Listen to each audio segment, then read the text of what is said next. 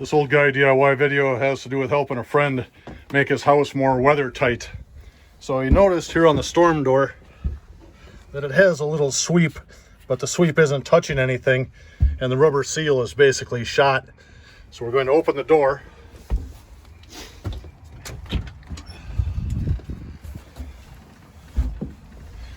And from the inside, you can see that this seal is shot. We're going to take these Phillips head screws out. There are only 2 of them. And then we can take this little sweep off and see exactly what type of seal we need here on the bottom. Just run to the store and get a replacement. This is the profile of the weather stripping that was on the bottom. So we just removed this piece of extruded aluminum. That stuff ran right through the track here.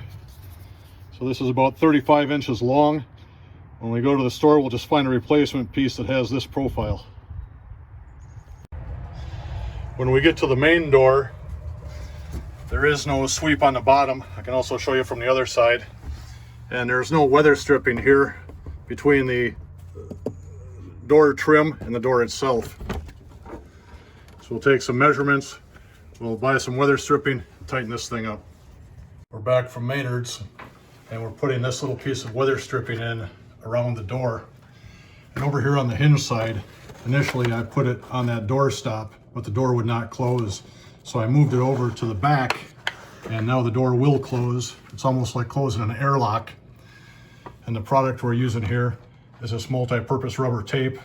And when I measured this front edge, he had about 1/4 inch between the door and the door stop. So I got this stuff that was 5/16 and it seems to be doing the job. This stuff was 11 bucks for 10 feet. It's very easy to apply and certainly I recommend it. We have the little adhesive rubber weather stripping around the whole door.